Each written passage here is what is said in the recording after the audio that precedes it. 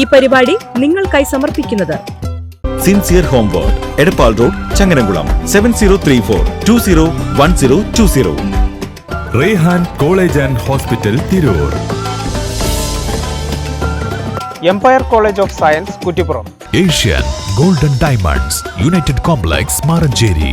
Also at Asian mall, Naduvattam, city centre, Koottanad.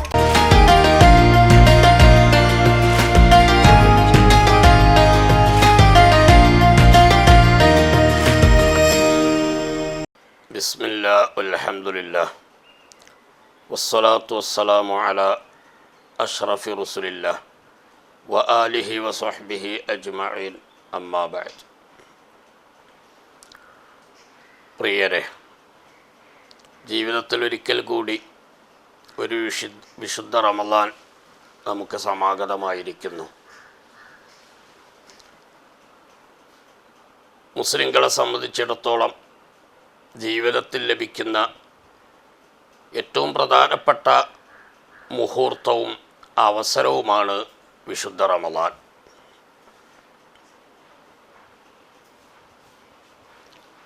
ഒരു മാസക്കാലത്ത് നീണ്ടു നിൽക്കുന്ന നോമ്പനുഷ്ഠാനം, റമളാൻ സ്പെഷ്യൽ നിസ്കാരമായ തറാവീഹ് നിസ്കാരം ഉൾപ്പെടെയുള്ള കൂടുതൽ സൽക്രമങ്ങളിലൂടെ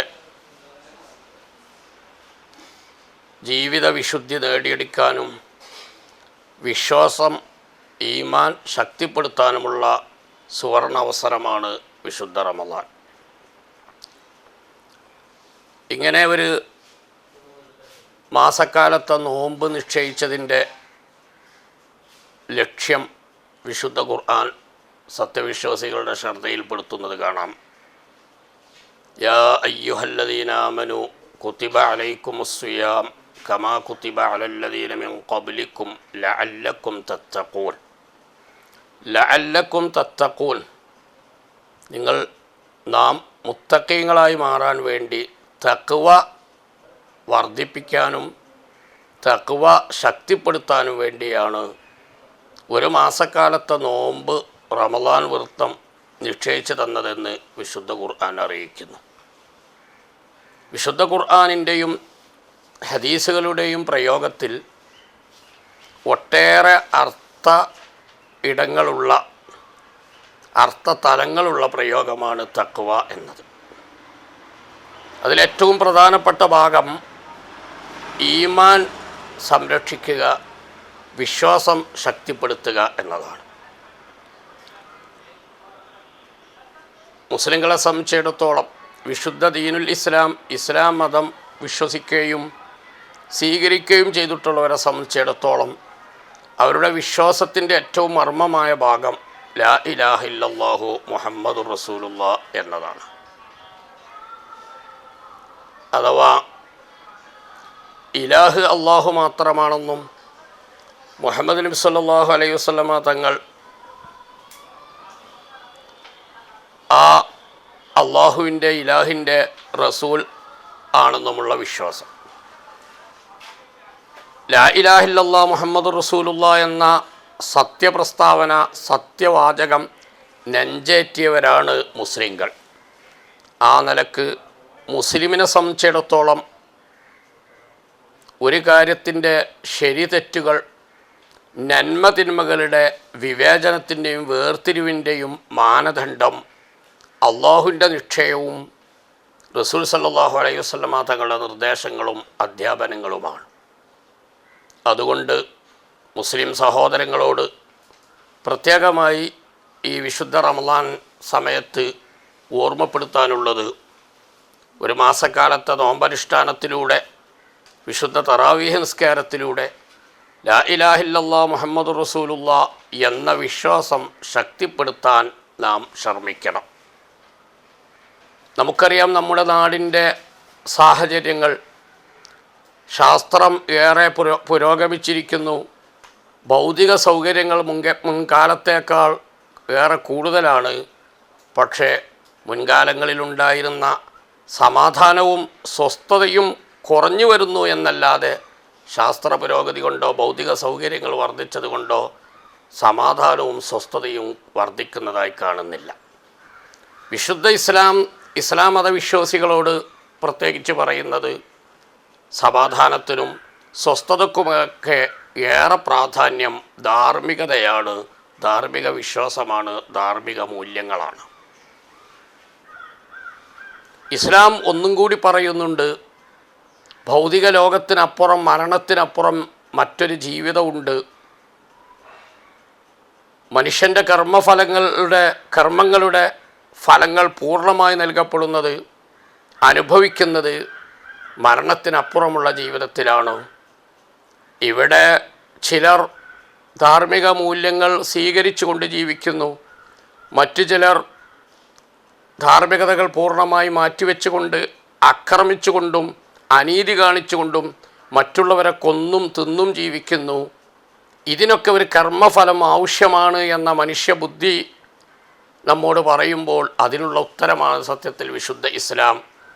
നന്മ ചെയ്തവർക്ക് നന്മയുടെ സന്തോഷഫലവും തിന്മ ചെയ്തവർക്ക് തിന്മയുടെ അനുസരിച്ചുള്ള ഫലവും, ഇവിടെ ആക്രമിക്കപ്പെട്ടവർക്ക് പൂർണ്ണ നീതിയും അക്രമികൾക്ക് തക്കതായ ശിക്ഷയും ലഭിക്കുന്ന മറ്റൊരു ജീവിതക്രമം ആവശ്യമുണ്ട്.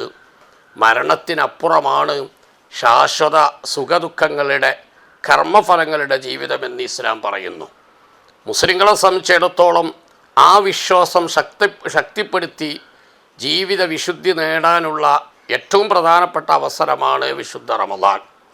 കേവലം ഭൗതികതകൾക്കപ്പുറം ആത്മീയമായും മാനസികമായും ജീവിത വിശുദ്ധി നേടിയെടുക്കാൻ ഈ റമദാൻ ഉപയോഗപ്പെടുത്തണമെന്ന് എന്നോടും ശബ്ദം കേൾക്കുന്ന മുസ്ലിം സഹോദര സഹോദരിമാരോടും ഓർമ്മപ്പെടുത്തുകയാണ്. ഒരിക്കൽ കൂടി പറയുന്നു, നമ്മുടെ നാടിൻ്റെ സാഹചര്യങ്ങൾ കഴിഞ്ഞ ദിവസങ്ങളിലും ആഴ്ചകളിലും മാസങ്ങളിലുമായി വാർത്തകൾ ശ്രദ്ധിക്കുന്നവർക്കറിയാം. ഇവിടെ കൊല്ലാനും തല്ലാനും ആക്രമിക്കാനും ഒന്നും യാതൊരു മടിയുമില്ലാത്ത സാഹചര്യങ്ങൾ വർദ്ധിച്ചു കൊണ്ടിരിക്കുകയാണ്. ഈ സമയത്ത് ഇസ്ലാം മുന്നോട്ട് വെക്കുന്ന ഏറ്റവും നല്ല സ്വഭാവത്തിൻ്റെയും ഇസ്ലാം നമ്മോട് കൽപ്പിച്ചിട്ടുള്ള ഏറ്റവും നല്ല ശീലങ്ങളുടെയും വക്താക്കളായി മാറാൻ മുസ്ലിം സമൂഹം ശ്രദ്ധിക്കണം. നേരത്തെ പറഞ്ഞതുപോലെ ഭൗതിക സൗകര്യങ്ങളോ ശാസ്ത്ര പുരോഗതിയോ വർദ്ധിച്ചതുകൊണ്ട് മാത്രം സമാധാനവും സ്വസ്ഥതയും ലഭിക്കുന്നില്ല എന്നതിന് വേറെ തെളിവുകൾ ആവശ്യമില്ല. ധാർമ്മിക മൂല്യങ്ങൾ ശക്തിപ്പെടുത്താൻ ശ്രമിക്കുക. ഭൗതിക ലോകത്ത് നമ്മൾ എന്തു ചെയ്താലും അതിനൊക്കെയുള്ള കർമ്മഫലം അനുഭവിക്കുന്ന മറ്റൊരു ലോകമുണ്ടെന്നും മനുഷ്യൻ്റെ മുന്നിൽ മരണം എന്ന ഒരു സത്യം മറക്കാതെ ഓർക്കണമെന്നും ഞാൻ ഓർമ്മിപ്പിക്കുന്നു. മരണത്തിനപ്പുറമുള്ള ജീവിതത്തിലെ സുഖദുഃഖങ്ങൾ മുന്നിൽ കണ്ടുകൊണ്ടാണ് ഒരു മുസ്ലിം ഭൗതിക ലോകത്ത് ജീവിക്കേണ്ടത്. ആ ധാർമ്മികതകൾക്കനുസരിച്ചാണ് മുസ്ലിം ശ്രദ്ധിക്കേണ്ടതും. ലാ ഇലാഹ ഇല്ലല്ലാഹ് മുഹമ്മദുർ റസൂലുള്ളാഹ് ഒരു മുസ്ലിമിനെ സംബന്ധിച്ചിടത്തോളം ഒരു വിഷയം ശരി തെറ്റുകളുടെ മാനദണ്ഡം, നന്മ തിന്മകളുടെ വിവേചനത്തിൻ്റെ മർമ്മം, സർട്ടാവായ അള്ളാഹുവിൻ്റെ നിയമങ്ങളും അവൻ്റെ ദൂതരായ റസൂൽ കരീം സല്ലല്ലാഹു അലൈഹി വസല്ലം തങ്ങൾ അധ്യാപനവുമാണ് എന്ന ആ വിശ്വാസം ശക്തിപ്പെടുത്തിയെടുക്കാൻ റമദാനിലെ നോമ്പനുഷ്ഠാനവും തറാവീഹ് നിസ്കാരവും റമദാനിലൂടെ ഒരുങ്ങുന്ന പ്രത്യേക ആത്മീയ സാഹചര്യവും ഉപയോഗപ്പെടുത്തണം. അള്ളാഹു അനുഗ്രഹിക്കുമാറാവട്ടെ. വിശുദ്ധ ഖുർആൻ കൃത്യമായി അറിയിക്കുന്ന ഒരു പാഠം, അലാ ബിദിക്രില്ലാഹി തത്മഇന്നുൽ ഖുലൂബ്. എനിക്കൊരു നാഥനുണ്ട്, എനിക്കൊരു സർട്ടാവുണ്ട്, എന്നെ ശാസിക്കാനും എന്നെ ശിക്ഷിക്കാനും ഒരു സർട്ടാവുണ്ട് എന്ന വിശ്വാസവും ആ സർട്ടാവിനെക്കുറിച്ചുള്ള ഓർമ്മയും ബോധ്യവും ബോധവുമാണ് സത്യത്തിൽ മനുഷ്യ മനസ്സുകൾക്ക് സമാധാനം നൽകുന്നത് എന്നതാണ് വിശുദ്ധ ഖുർആനിൻ്റെ അധ്യാപനം. ഞാൻ ആരോടും കണക്ക് ബോധിപ്പിക്കേണ്ടതില്ല, എന്നെ വിചാരണ ചെയ്യാൻ ആരുമില്ല, ഭൗതിക സംവിധാനങ്ങളും വിചാരണകളൊക്കെ ഉണ്ടെങ്കിലും അതിൽ നിന്ന് എനിക്ക് തന്ത്രങ്ങളും കുതന്ത്രങ്ങളും ഉപയോഗപ്പെടുത്തി രക്ഷപ്പെടാൻ സാധിക്കും എന്ന ഒരു ധാരണ വന്നു കഴിഞ്ഞാൽ ആരെയും ആക്രമിക്കാനും തല്ലാനും കൊല്ലാനുമെന്നും കാര്യമായി ആർക്കും മടിയുണ്ടാവണമെന്നില്ല. ഇവിടെയാണ് മനുഷ്യൻ മറ്റുള്ളവരോട് അനീതി ചെയ്യരുത്. ഇസ്ലാമിൻ്റെ നീതിബോധം എത്രയോ ശക്തമാണ്. ആശയപരമായ വിയോജിപ്പ്, ആശയതലത്തിൽ ശക്തമായ വിയോജിപ്പുള്ളവരോട് പോലും അനീതി ചെയ്യരുതേ എന്നാണ് മുസ്ലിങ്ങളോട് വിശുദ്ധ ഖുർആൻ പറഞ്ഞിട്ടുള്ളത്. ലാ യജ്രിമന്നക്കും ഷനആനു ഖൗമിൻ അലാ അല്ലാ തഅദിലു യഅദിലു ഹുവ അഖ്റബു ലിത്തഖ്വ. വിശുദ്ധ ഖുർആൻ പറഞ്ഞു, നിങ്ങൾ ചെയ്യുന്നതൊക്കെ വിചാരണ ചെയ്യാൻ സൃഷ്ടാവായ അള്ളാഹു ഉണ്ട്. ആശയപരമായി വിശ്വാസരംഗത്ത് മറ്റാശയതലത്തിൽ ശക്തമായി നിങ്ങൾക്ക് വിയോജിപ്പുള്ളവരോടും നിങ്ങൾ ഒരിക്കലും അനീതി ചെയ്യരുത്, അക്രമം കാണിക്കരുത്, നീതിപൂർവം മാത്രമേ ഇടപെടാവൂ എന്നാണ് വിശുദ്ധ ഖുർആൻ. അപ്പം സൃഷ്ടാവിനുള്ള വിശ്വാസവും സൃഷ്ടാവ് തന്നെ പരീക്ഷിക്കുന്നു, സൃഷ്ടാവ് തന്നെ വിചാരണ ചെയ്യും, മരണത്തിനപ്പുറം ഒരു ജീവിതമുണ്ട്, അവിടെ കുതന്ത്രങ്ങളെ കൊണ്ട് സൃഷ്ടാവിൻ്റെ ശിക്ഷയിൽ നിന്ന് രക്ഷപ്പെടാൻ സാധിക്കൂല എന്ന ഒരു ബോധമാണ് സത്യത്തിൽ മറ്റ് മനുഷ്യരോടും സഹജീവികളോടും എല്ലാറ്റിനോടും പ്രകൃതിയോടൊക്കെ ഒരു നീതിബോധത്തോടു കൂടി ജീവിക്കാൻ സത്യത്തിൽ മനുഷ്യനെ പ്രേരിപ്പിക്കുന്നത്. നീതിബോധം സയൻസ് മനുഷ്യരിൽ ഉണ്ടാക്കുകയില്ല. മറ്റുള്ള മനുഷ്യരെ കുടുംബ ബന്ധങ്ങൾ, ഉമ്മ ഉപ്പ, സഹോദരൻ സഹോദരി, അയൽവാസികൾ, കുടുംബാംഗങ്ങൾ, മനുഷ്യർ ഇവരോടൊക്കെയുള്ളൊരു കാരുണ്യം അത് സയൻസ് പകർന്നു നൽകുന്നില്ല. ഭൗതിക സൗകര്യങ്ങളും അത് പഠിപ്പിക്കുന്നില്ല. സത്യത്തിൽ ഇത്തരം മൂല്യങ്ങളും ധാർമ്മിക വശങ്ങളും ബന്ധങ്ങളുടെ പവിത്രതയും പഠിപ്പിക്കുന്നത് വിശുദ്ധ ദീനുൽ ഇസ്ലാമാണ്. മുസ്ലിങ്ങളോട് ഞാൻ ആ കാര്യം ഓർമ്മപ്പെടുത്തുന്നു.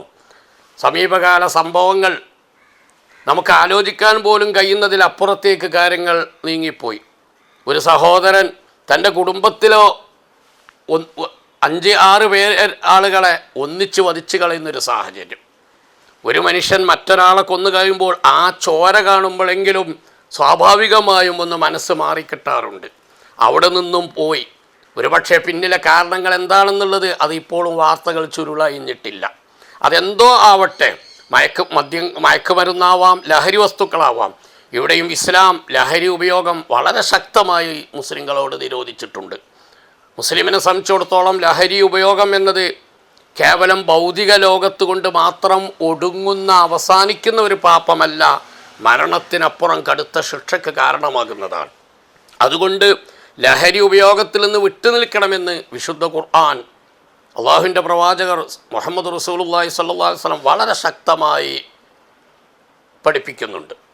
ഇസ്ലാമിൻ്റെ ഇസ്ലാമിക ഭരണ സംവിധാനത്തിലെ, നമ്മുടെ രാജ്യം മതേതര രാജ്യമാണ്, ഒരു ഇസ്ലാമിക ഭരണ സംവിധാനം അല്ല.